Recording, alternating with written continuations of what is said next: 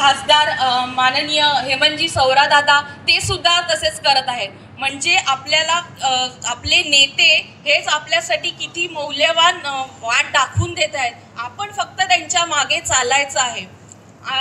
आता माझ्यावर हा विश्वास दाखवताना माझे जे सामाजिक कार्य आहे हे स्वानंदी फाउंडेशन याची मी अध्यक्ष आहे. याचं जे काही मुळं या वाडेगावात पेरली गेली आहे त्यासाठी नाही, म्हणजे अगदी युवा पिढी असो, बाल संस्कार केंद्रांच्या मार्फत लहान मुलं असोत, युवा पिढी आहे ज्यांना आपण व्यवसाय मार्गदर्शन केलं.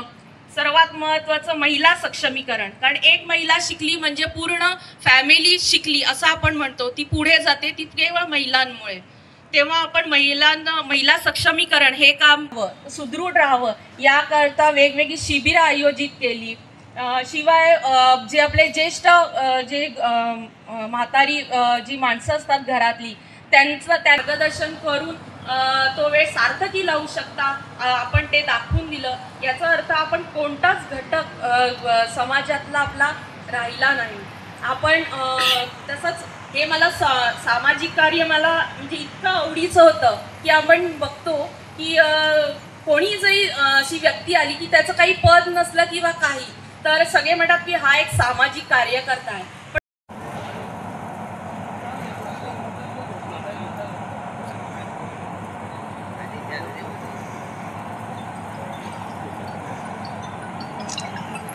उत्तम पांडू चव्हाण, राकेश भरत मोहिते, संजय महादू जाधव, अतुल अशोक मोहिते, समीर संतोष जाधव, राजेश भरत मोहिते, भीम बाळू चव्हाण आणि दिलीप कुमावत या सर्वांचा आपल्या भारतीय जनता पार्टीत जाहीर प्रवेश होतोय. सर्वांनी टाळ्या वाजवून आपल्या ह्या भारतीय जनता परिवारात त्यांना सामील करून घेतोय आणि त्यांना शुभेच्छा देतोय.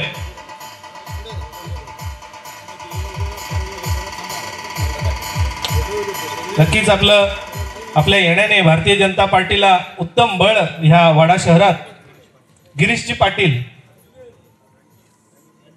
रणजित पाटील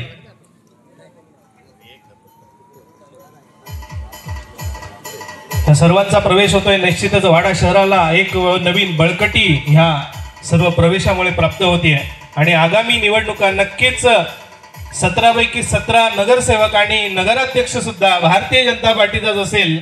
भारतीय जनता पार्टीचा, भारत माता की वंदे, छत्रपती शिवाजी महाराज की, छत्रपती संभाजी महाराज की.